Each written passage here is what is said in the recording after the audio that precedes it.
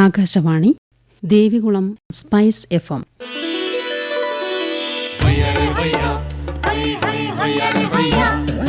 കിസാൻ വാണി.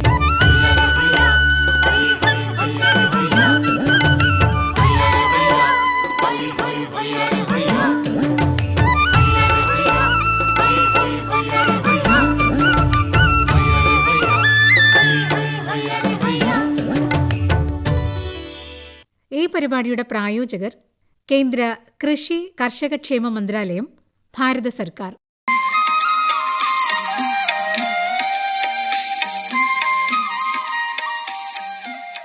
പ്രിയ ശ്രോതാക്കളെ, ഇന്നത്തെ കിസാൻ വാണിയിലേക്ക് സ്വാഗതം.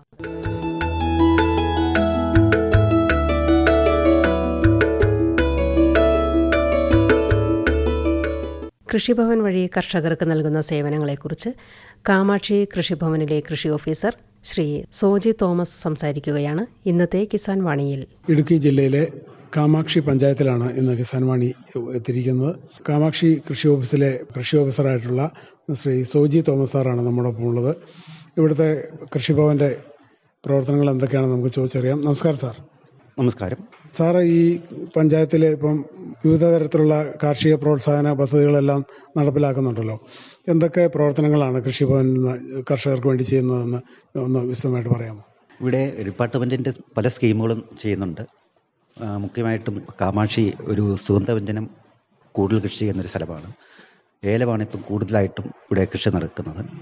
അപ്പോൾ ഏലത്തിന് ഓടുള്ളതുകൊണ്ട് ഏലത്തിന് നമുക്ക് നേരിട്ട് സബ്സിഡി കൊടുക്കാൻ പറ്റില്ല. പക്ഷേ കഴിഞ്ഞ സീസണിൽ വരൾച്ച മൂലം ഏലം നഷ്ടപ്പെട്ടവർക്ക് പുതുകൃഷി നടത്തുന്നതിനായിട്ട് ഒരു ചെടിക്ക് 40 രൂപ വെച്ച് സബ്സിഡി നമ്മൾ നൽകുകയുണ്ടായി. അതാണ്ട് 28 ലക്ഷം രൂപയ്ക്ക് മുകളിൽ നമ്മൾ കൃഷിക്കാർക്ക് വിതരണം നടത്തുകയും ചെയ്തിരുന്നു. പിന്നെ നമുക്കുള്ളത് കുരുമുളക് കൃഷിയാണ്. കുരുമുളക് കൃഷിക്കും നമ്മൾ ആനുകൂല്യം നൽകുന്നുണ്ട്.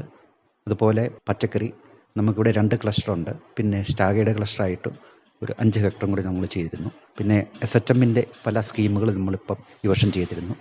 പിന്നെ ഫ്രീ ഇലക്ട്രിസിറ്റി ആയിട്ടിപ്പം കുറേ ആൾക്കാർ ഈ വേനലായപ്പോഴത്തേക്കിന് മൈക്രോ ഇറിഗേഷൻ വേണ്ടിയിട്ട് ചെയ്യുന്നുണ്ട്. പിന്നെ പഞ്ചായത്തിൻ്റെ സ്കീമുകളുണ്ട്. ആ ജൈവവള വിതരണം SCക്കുണ്ട്. ജനറലിനായിട്ട് 28 ലക്ഷം രൂപയോളം പഞ്ചായത്ത് നീക്കി വെച്ചിട്ടുണ്ട്. അങ്ങനെയുള്ള വിവിധ പദ്ധതികൾ നമ്മളിവിടെ ചെയ്യുന്നുണ്ട്. ഇതിലിപ്പോൾ കർഷകർ പല രീതിയിലുള്ള കൃഷികൾ, മിക്കവാറും എല്ലാ ഇനം വിളകളും കൃഷി ചെയ്യുന്നവരുണ്ട്. ജാതിയുണ്ട്, ഏലമുണ്ട്, കുരുമുളകുണ്ട്, അതുപോലെ പച്ചക്കറികളുണ്ട്. അങ്ങനെ എല്ലാ വിളകളും ചെയ്യുന്നുണ്ടല്ലോ. അപ്പോൾ ഈ ഓരോ വിധത്തിലും ഇപ്പോൾ ഓരോ കർഷകർക്കും ആനുകൂല്യങ്ങൾ നമ്മൾ കൊടുക്കുന്നത് എങ്ങനെയാണ്? ഇവരുടെ അപേക്ഷ സ്വീകരിക്കുന്നത്, അതുപോലെ ഇവരെ ഗുണഭോക്താക്കളെ തിരഞ്ഞെടുക്കുന്നതൊക്കെ എങ്ങനെയാണ്? അതിനുള്ള മാനദണ്ഡങ്ങളൊക്കെ, അത്തരം കാര്യങ്ങളൊന്ന് പറയാമോ? പഞ്ചായത്തിൻ്റെ ജനകീയാസൂത്രണ സ്കീമുകളിൽ നമ്മൾ ഗ്രാമസഭയിൽ നിന്ന് ഗുണഭോക്തൃ ലിസ്റ്റ് ഉണ്ടാക്കിയാണ് വിതരണം നടത്തുന്നത്. മറ്റ് കൃഷികൾക്കെല്ലാം നമ്മൾ വാട്സാപ്പ് വഴിയും പിന്നെ കാർഷിക വികസന സമിതിയിൽ പഞ്ചായത്ത് മെമ്പർമാരോടൊക്കെ പറഞ്ഞ്, പിന്നെ നമുക്ക് വിവിധ വാട്സാപ്പ് ഗ്രൂപ്പുകളുണ്ട് കർഷകർക്കുള്ള, അതിലെല്ലാം നമ്മൾ അറിയിപ്പ് കൊടുക്കാറുണ്ട്. അങ്ങനെയാണ് കൂടുതലും കൃഷിക്കാരിവിടെ എത്തുന്നത്. മുമ്പൊക്കെ നമ്മൾ ഈ കൃഷിക്കാർക്ക് ഗുണഭോക്തൃ വിഹിതമായിട്ട് അല്ലെങ്കിൽ സഹായങ്ങൾ നൽകിയിരുന്നത് ഒരുപക്ഷെ ഇന്നത്തെ പോലെ അക്കൗണ്ട് മുഖേന ആയിരുന്നില്ലല്ലോ. ഇപ്പോൾ എല്ലാം അക്കൗണ്ട് മുഖേനയായി. അതുകൊണ്ടൊക്കെ എന്തെല്ലാം ഗുണങ്ങളുണ്ടായിട്ടുണ്ട്?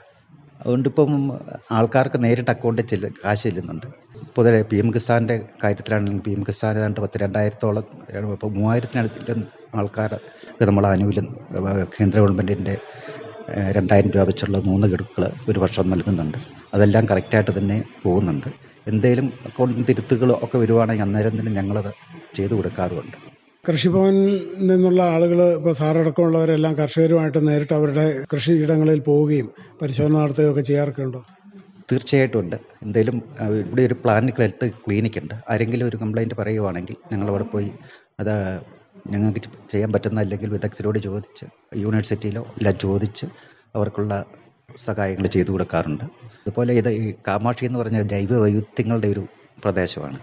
ഇവിടെ സമുദ്രനിരപ്പിൽ നിന്ന് ഏതാണ്ട് 300 മീറ്റർ മുതൽ 3000 അടി വരെയുള്ള ദൂരമാണ്. 10ാം മൈലിലേക്ക് ഏറ്റവും ഉയർന്ന പ്രദേശമാണ്. അവിടെ തേയില കൃഷി ചെയ്യുന്നു.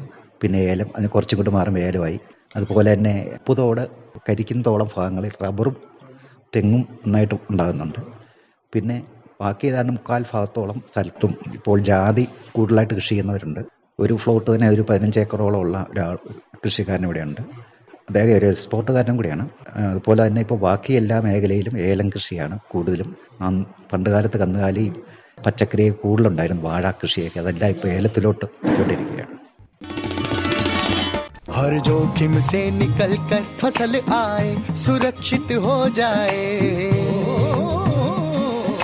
फसल बीमा से हर किसान अब आत्मनिर्भर हो जाए।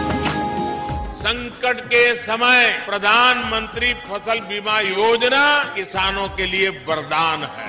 अब सूखा पड़े या बाढ़ आ जाए, कोई डर नहीं।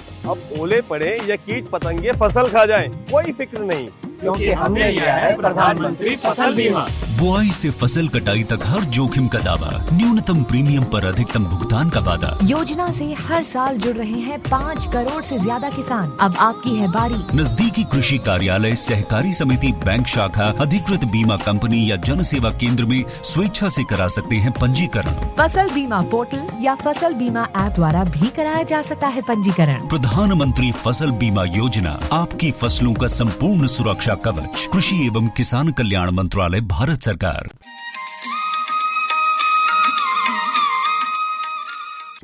ജാതി കൂടുതലായിട്ട് കൃഷി ചെയ്യപ്പെടുന്ന, ജാതി ഏലവും കൂടുതലായിട്ട് കൃഷി ചെയ്യപ്പെടുന്ന ഒരു മേഖലയാണല്ലോ ഈ കാമാക്ഷി പഞ്ചായത്തിൻ്റെ പ്രദേശങ്ങൾ.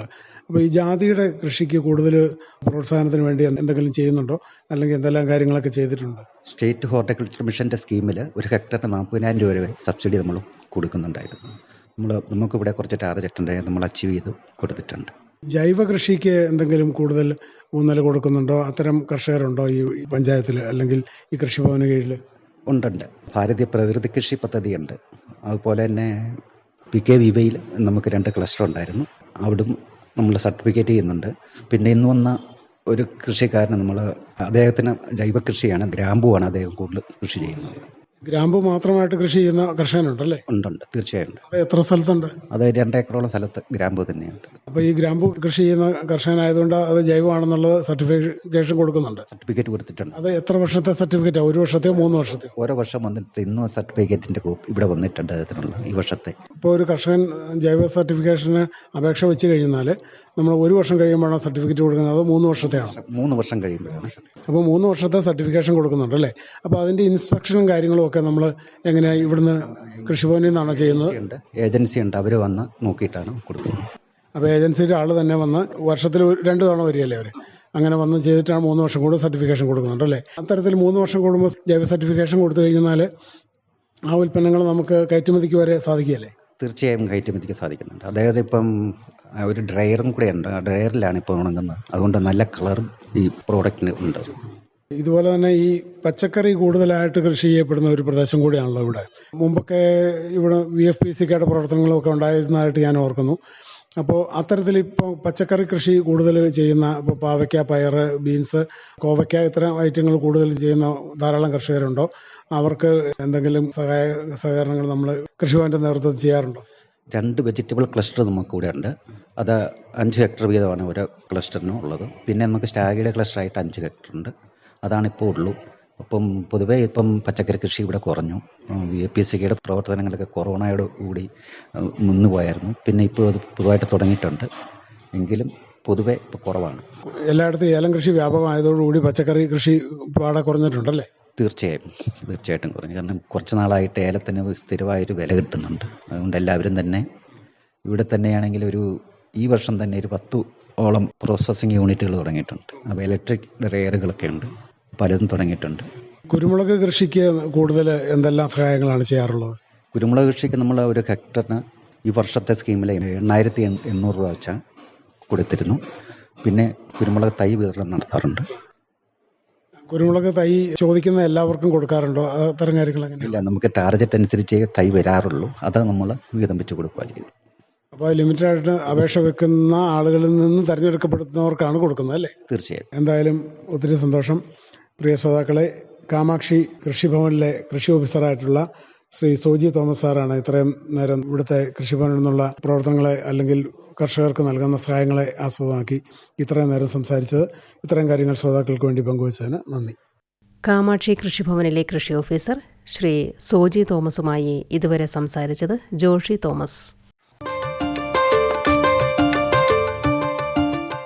പ്രധാനമന്ത്രി കിസാൻ സമ്മാൻ നിധി. ഈ പദ്ധതിയിൻ കീഴിൽ 2 ഹെക്ടർ വരെ കൈവശ ഭൂമിയുള്ള കർഷക കുടുംബത്തിന് 6000 രൂപ പ്രതിവർഷം നൽകുന്നതായിരിക്കും. അർഹരായ കർഷകർക്ക് 2000 രൂപ വീതം 3 തവണകളായി നേരിട്ട് അവരുടെ അക്കൗണ്ടിൽ നിക്ഷേപിക്കുന്നതായിരിക്കും. ഈ ചെറുകിട നാമമാത്ര കർഷക കുടുംബങ്ങളെ സംസ്ഥാന സർക്കാർ തെരഞ്ഞെടുത്തുകൊണ്ടിരിക്കുകയാണ്. ഈ പദ്ധതിയുടെ മുഴുവൻ ചെലവും ഭാരത സർക്കാരാണ് വഹിക്കുന്നത്. പ്രധാനമന്ത്രി കിസാൻ സമ്മാൻ നിധി, കർഷകരുടെ കൃഷിപരമായ പുതിയ അഭിമാനം. കൃഷി കർഷക ക്ഷേമ മന്ത്രാലയം, ഭാരത സർക്കാരിൽ നിന്ന് ജനതാൽപര്യാർത്ഥം.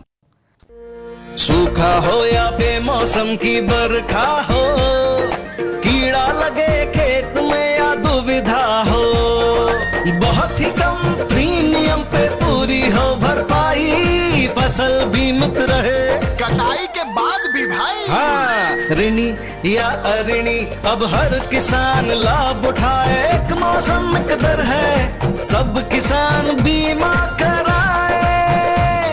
प्रधानमंत्री फसल बीमा योजना से हर किसान मुस्काए। कृषि और किसान कल्याण मंत्रालय द्वारा किसान हित में जारी. സഹകരണത്തിൻ ബലത്തിൽ വികാസത്തിനു ചുവടുവയ്ക്കാം. ജനപങ്കാളിത്തകരുത്തുമായി മുന്നോട്ട് നീങ്ങുക നാം. ജനകോടിയിൽ ഈ വിപ്ലവം ഉണർത്തിയല്ലോ വിശ്വാസം.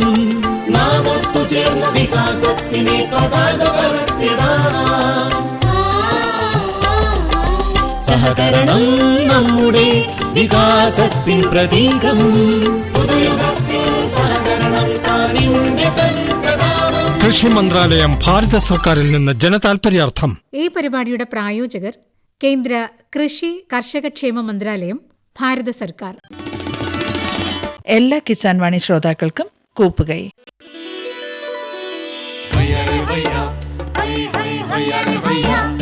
കിസാൻ വാണി സമാപിക്കുന്നു.